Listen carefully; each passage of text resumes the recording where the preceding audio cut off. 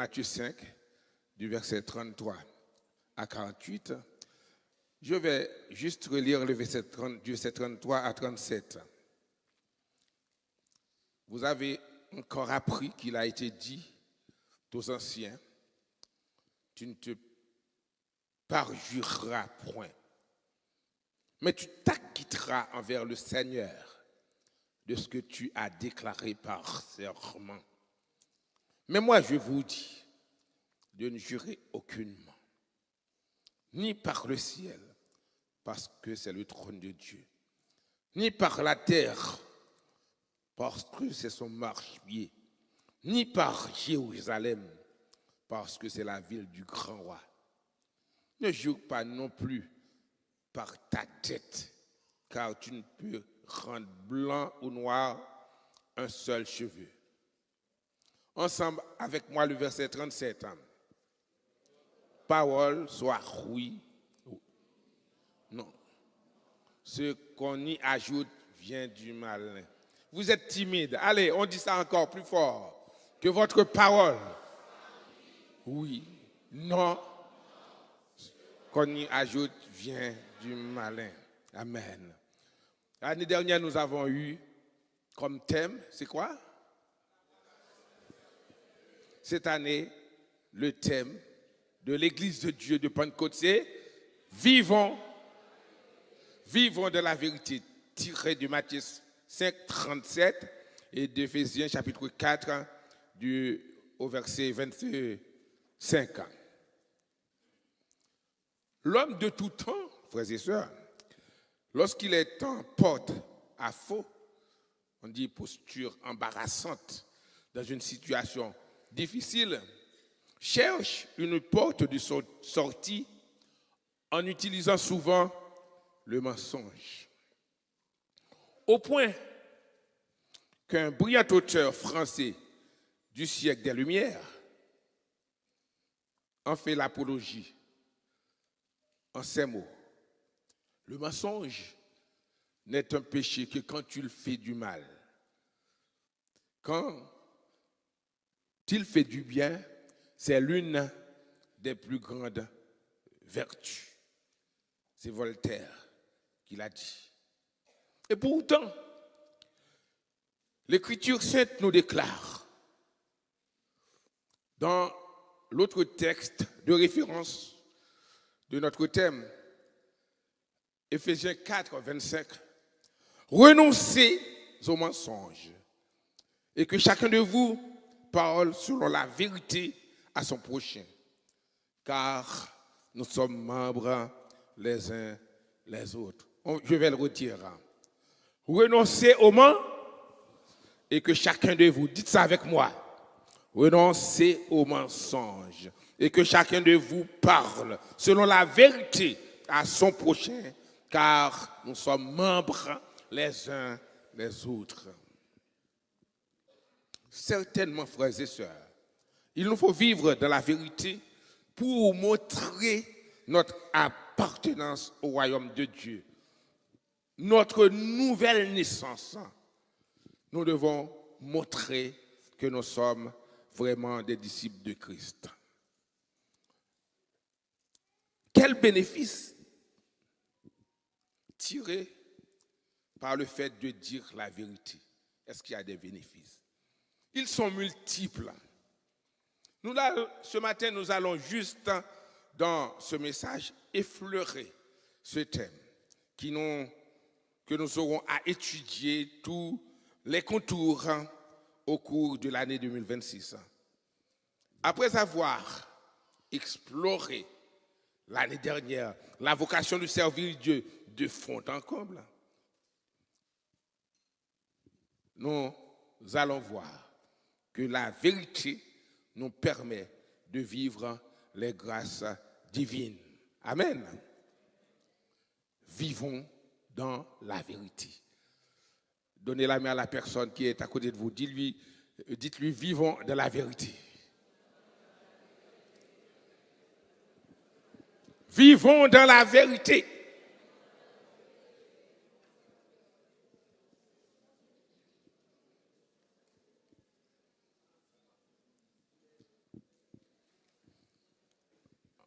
Je ne voudrais pas dire arrêtez le mensonge parce que je sais que vous n'êtes pas des menteurs. On préfère vous encourager à continuer à vivre dans la vérité. Avant d'aller plus loin, quand on entend par vivre dans, vivons dans la vérité, qu'est-ce que ça veut dire vivre dans? L'expression vivre dans équivaut à plusieurs significations.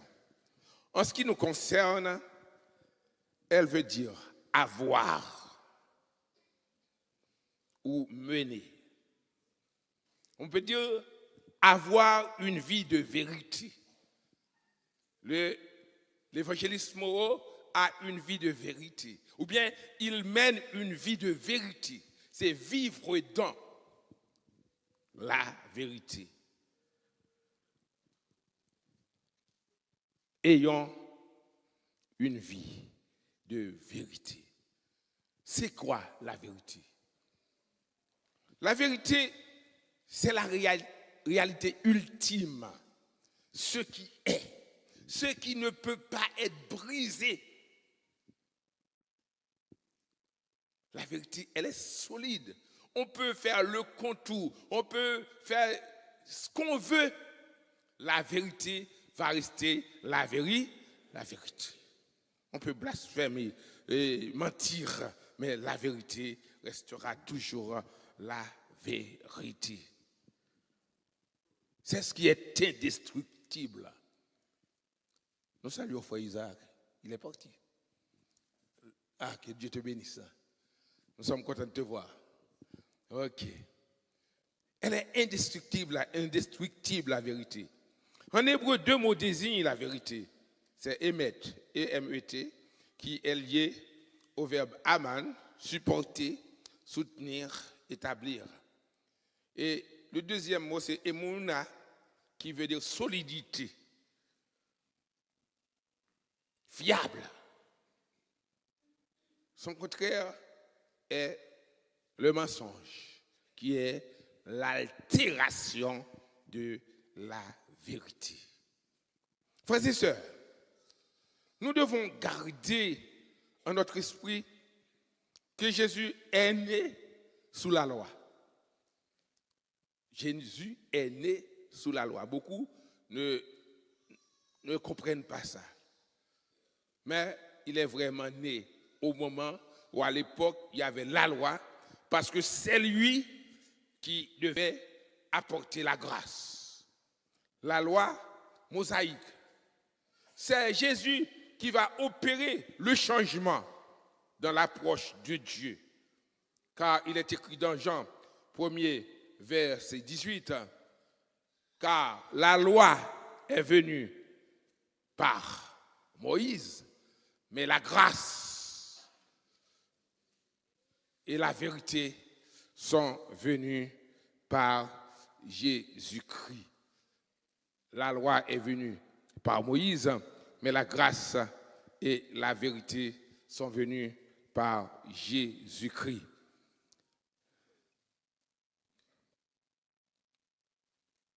Pour opérer cette révolution spirituelle, il faut qu'il en possède les attributs.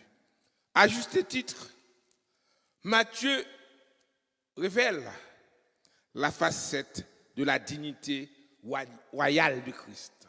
Ça signifie que, comme on dit que chaque évangéliste présentant Jésus sur une facette. Par exemple, on voit que Matthieu, on dit, c'est le roi, et c'est le lion de la tribu de Juda, c'est Jésus. Et après, nous avons Marc qui présente Jésus comme le bœuf, le veau qui laboure, c'est le serviteur modèle. Et nous savons que aussi, pour Luc, il est l'homme qui peut faire les choses extraordinaires, l'homme modèle, l'homme parfait. C'est Jésus, le Fils de l'homme, qui est venu naître sur terre. Et après, pour Jean, c'est l'aigle. L'aigle, c'est la dignité divine, celui qui est au-dessus de tout. Alors, c'est Jésus, il est Dieu, d'après Jean. Alors, pour Matthieu, nous disons qu'il est de naissance royale. Il est de la dynastie de David, le germe, le rejeton, le Fils éternel, Emmanuel, Dieu avec nous, qui règnera et dominera sur tout l'univers. En ce sens, Matthieu consacre les 3 chapitres successifs, 5, chapitre 5, chapitre 6, chapitre 7, qui succèdent au baptême de Jésus qui a été réalisé au chapitre 3 et au 4e chapitre où il débute son ministère après avoir subi la tentation du malin et l'établissement de son cabinet par le choix des apôtres. On se rappelle l'année dernière, dans notre thème, la vocation de servir Dieu. Il a rencontré qui? Vous vous rappelez? Simon-Pierre et son frère. Il a rencontré Jacques et Jean. Il leur dit sur le bord de la mer, laissez vos filles, suivez-moi et je vous ferai pécheurs. C'est dans Matthieu 4. Et l'œuvre continue. L'œuvre continue. Après avoir établi son cabinet, il prononça son discours. Moi, j'appelle ça son discours de politique générale. Quand vous voyez un premier ministre en France prendre le pouvoir, il a un discours à prononcer pour dire ce qu'il va réaliser. Vous êtes d'accord? C'est ça, non? On appelle ça discours de politique générale. C'est ce qu'il a fait, Jésus. Et le réformateur Calvin titre ce discours le sermon sur la montagne, où Jésus achève la loi en lui attribuant une valeur spirituelle et universelle. Amen. Amen. La loi qui a été donnée n'était pas pour nous. Était donnée à qui? Au peuple juif, au peuple Israël, aux Israélites. Mais nous n'étions pas là-dedans. C'était limité. Si quelqu'un voulait y participer, il a fallu qu'il soit, comment dirais-je, circoncis pour se faire juif. Parce que c'est par ce moyen qu'on pouvait être de la famille d'Abraham. Alors, Jésus a ôté ces barrières. Il les a enlevées en disant dans le, comment dirais-je, chapitre 5, il a enlevé les barrières. Car, nous disons, la loi mosaïque, la Torah, n'était que pour les Israélites. Elle était divisée en 3 parties. La première partie, c'est morale, la loi morale, qu'on trouve dans Exode 20, versets 1 à 17. On n'aura pas le temps de les lire, vous lisez chez vous si vous voulez. Là, il est question des règles divines pour mener une vie sainte. Deuxièmement, c'est la loi civile. Exode 21, verset 1 à 23, verset 33, qui concerne les affaires socio-juridiques de la nation d'Israël. Et enfin, il y a la loi cérémonielle. Il y avait la loi morale, la loi civile et la loi cérémonielle qui se rapportent au culte, au rite, au sacrifice qu'on trouve dans Exode 24, verset 12 à 31 et qu'on trouve aussi dans Lévitique, chapitre 1er jusqu'au chapitre 7. La loi a été donnée en raison de l'amour de Dieu pour son peuple. C'est pour établir une alliance d'amour avec le peuple Israël, qui devait obéir à ces injonctions pour être en conformité à la sainteté de Dieu. Car elle révèle, la loi n'était pas inutile, car elle révèle la volonté de Dieu en ce qui concerne le comportement de son peuple. C'est ce que Dieu veut. Comme tu as des enfants, tu as une loi pour dire, voilà, tu rentres à quelle heure, à telle heure, tu ne sors pas à telle heure, tu ne dois pas aller ici, il y a des choses que tu ne dois pas faire. Il y a des lois. Par exemple, ici, quand on était arrivé, la route était en deux sens. Non? Mais la mairie, ce n'est pas même l'État, la mairie a pris une loi et a refait la route et met la route en sens unique. Maintenant, si l'État nous a fait aller n'importe comment, ou en contravention, la loi a de la valeur. Elle révèle la volonté de Dieu en ce qui concerne le comportement de son peuple. Dieu veut que nous marchions dans la sainteté, que son peuple soit saint. C'est ce qu'il a déclaré dans Lévitique. Je suis un Dieu saint, soyez saints comme moi je suis saint. Jésus vient dans ce sermon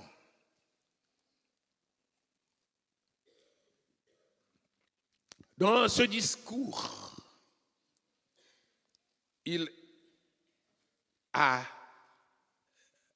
plusieurs fois déclaré, vous avez appris qu'il a été dit, mais moi, je vous dis. On va voir ça dans les passages. Au chapitre 5, verset 21, il est écrit, vous avez appris, vous avez entendu qu'il a été dit aux anciens, tu ne tueras point, celui qui tuera mérite d'être puni par les juges. C'est ce que vous avez appris. Au verset 22, mais moi, je vous dis que quiconque se met en colère contre son frère mérite d'être puni par les juges. Que celui qui dira à son frère Raka mérite d'être puni par le Sanhédrin. Et celui qui lui dira insensé mérite d'être puni par le feu de la géhenne. Il semble que cette loi est plus dure. Hein?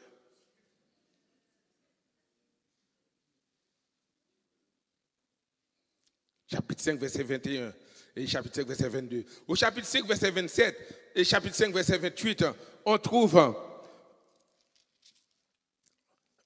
vous avez appris qu'il a été dit, tu ne commettras point d'adultère. Verset 28, mais moi je vous dis que quiconque regarde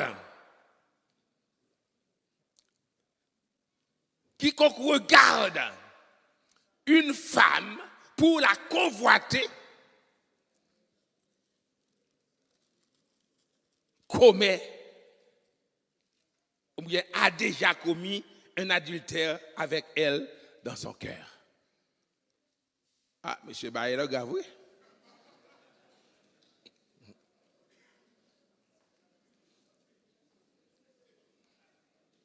C'est à vous de juger. C'est à vous de voir. L'adultère est condamnable et condamné, mais ce n'est pas seulement l'acte qui est condamné maintenant, c'est le fait de penser à entrer en relation avec cette femme. Et je peux le dire, même pour les femmes aussi.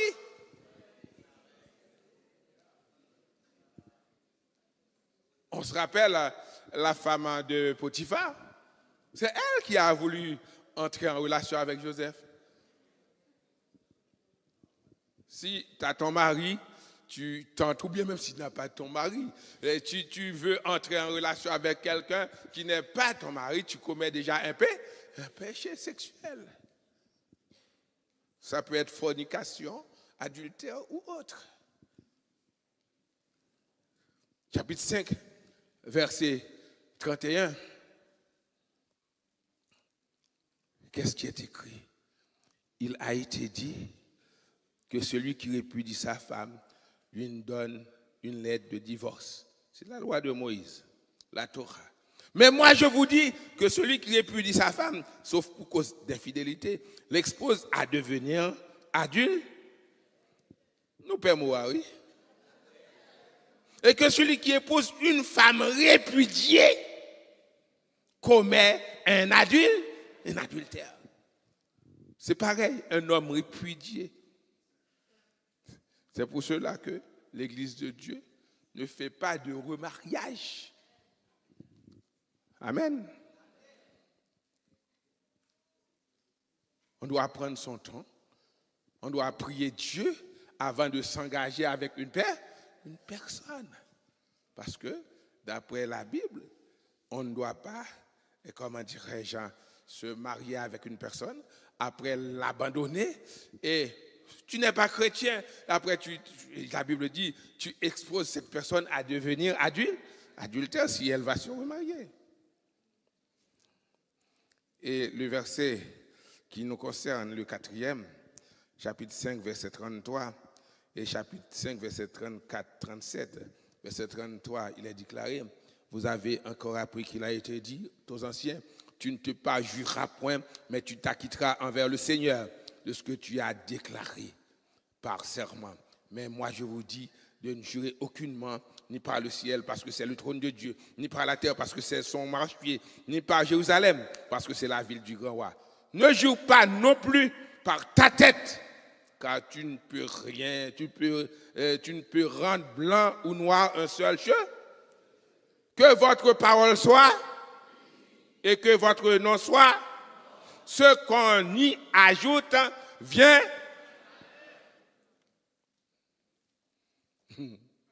On va voir. Combien de fois vous avez fait le travail du malin? Combien de fois nous avons fait le travail du malin en ajoutant à la vérité pour nous justifier, pour paraître mieux? On va revenir là-dessus un tout petit peu. Et chapitre 5, verset 18, parce qu'on est en train de voir ce qui a été dit et ce que Jésus a lui-même dit dans sa révolution. Et chapitre 5, verset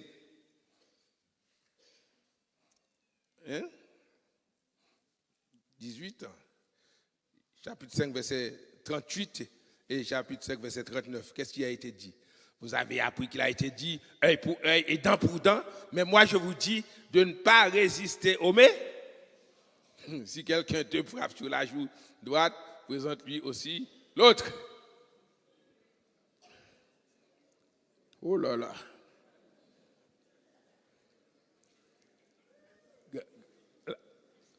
La loi elle était plus douce, mes amis.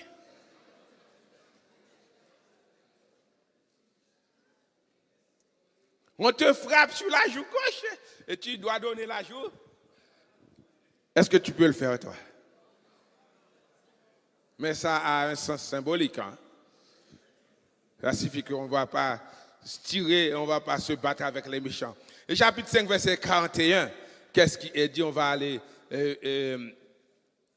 chapitre verset 43, qui dit, vous avez appris qu'il a été dit, tu aimeras ton prochain et tu haïras ton ennemi. Ah, c'est ce qui a été dit, c'est ce qui est normal, c'est ce qui est humain. Mais Jésus dit, moi je vous dis, verset 44, aimez vos ennemis, bénissez ceux qui vous maudissent, faites du bien à ceux qui vous haïssent et priez pour ceux qui vous maltraitent et qui vous persécutent. Oh. Qui peut le faire?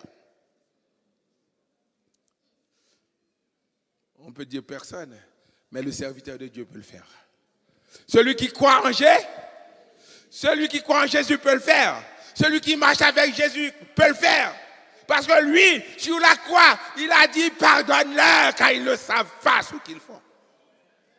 Nous pouvons le faire si nous marchons vraiment avec Jésus.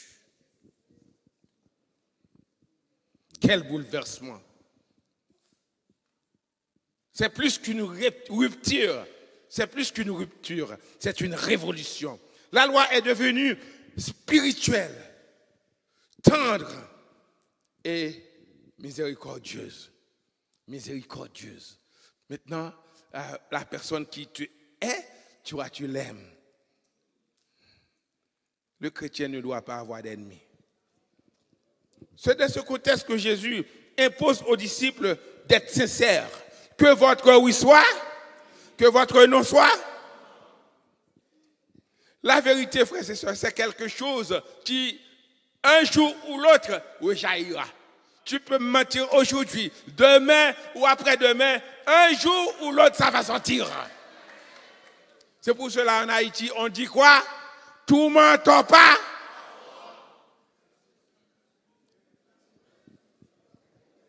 Ça va se retrouver quand même. Dans un grand procès en Haïti, où s'est impliqué des grands hommes d'affaires, des mafieux, un avocat a déclaré, même si la vérité se trouve dans un puits, nous allons descendre avec l'échelle de Jacob pour la faire remonter. La vérité est tellement importante. Elle est inestimable. Jésus en tenait compte et il s'y tient encore. Aujourd'hui, nous devons marcher dans la vérité. Et dans son omniscience, il savait que les pharisiens trichaient en pensant qu'ils n'offensaient pas Dieu. Comment il disait quoi, les pharisiens? Vous avez encore qu'il a été dit aux anciens, tu ne te parjureras point, mais tu t'acquitteras envers le Seigneur de ce que tu as déclaré par serment. Mais moi, je vous dis de jurer aucunement ni par le ciel, etc. Qu'est-ce qu'ils font? Les pharisiens, ils pensent que ce n'est pas une transgression le fait de ne pas nommer le nom de Dieu dans leur parjure, dans leur serment. Ils trichaient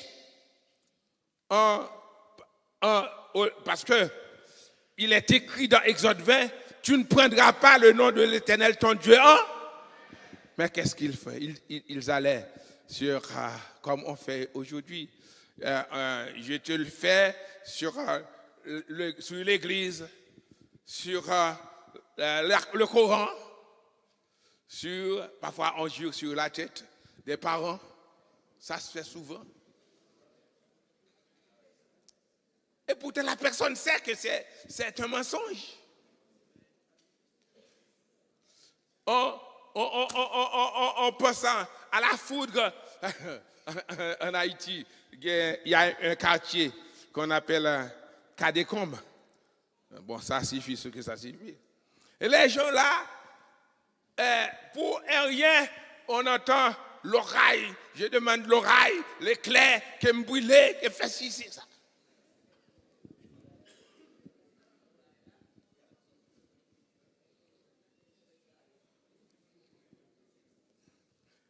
Il y a une femme qui s'est inventée tellement, on l'appelle l'orage tout court. L'orage. Parce que c'est la foudre qu'elle réclamait pour tomber sur elle, etc., etc. Nous sommes en plein dans cette réalité, car les hommes politiques sont des pros dans ce domaine.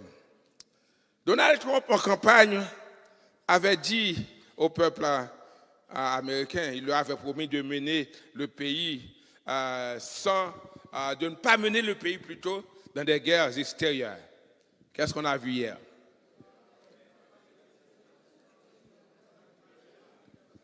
Il n'a pas gardé sa parole. Hier, il a attaqué le Venezuela et il pense même s'y installer. Il a attaqué le pays, il a kidnappé le président alors qu'il avait promis de ne pas mener le pays en guerre extérieure. On peut se rappeler des cas Cahuzac, j'avais oublié le nom, c'est le Jacksonville qui me rappelait, Jérôme Cahuzac, ministre du budget, qui a menti, parce qu'il a menti sur son compte, c'est ce qui est grave. Il était en train de poursuivre ceux qui trichaient, mais lui, il trichait parce qu'il avait des comptes à l'extérieur. Parfois, nous mentons, frères et sœurs. Nous, chrétiens, nous devons garder notre parole dans la vérité. Nous qui marchons à la suite de Christ. Nous vous disons de donner de l'importance à votre parole, à vos propos. On change de discours selon l'heure devant la personne qu'on se trouve. Ce qu'on a dit le matin, ce n'est pas ce qu'on dit le soir. Parfois, on ment en prêchant. Parfois, il y a des personnes qui mentent en prêchant. Il y a des personnes qui mentent en témoignant pour donner de la valeur à son témoignage. On ment à tort et à travers. Et cette année, la parole nous interpelle et nous dit que nous devons vivre dans la vérité. Vivre de la vérité. Il nous a dit dans Ephésiens 4, verset 25, nous devons renoncer au mensonge. Parfois, on est à l'église, on dit à la personne, son salut n'est pas la vérité. Bonjour, pas la vérité. Est-ce qu'on peut continuer dans cette attitude, dans cette manière de faire?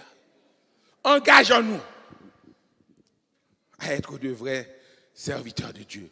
Nous aurons le temps d'en parler. Et beaucoup de pasteurs, de prédicateurs vont intervenir là-dessus.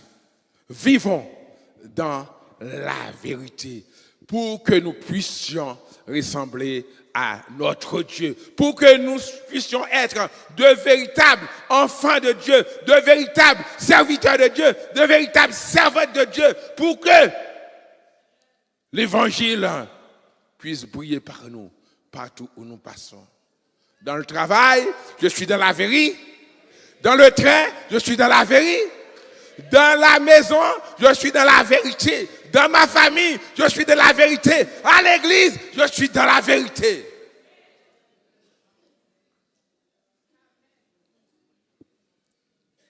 Madame, ou pas quoi où? Parce qu'on va trop mentir. Ma ou pas quoi où? Parce qu'on va trop mentir. Et petit ou pas quoi où? Parce qu'on va mentir. Et papa ou pas quoi où? Maman ou pas quoi où?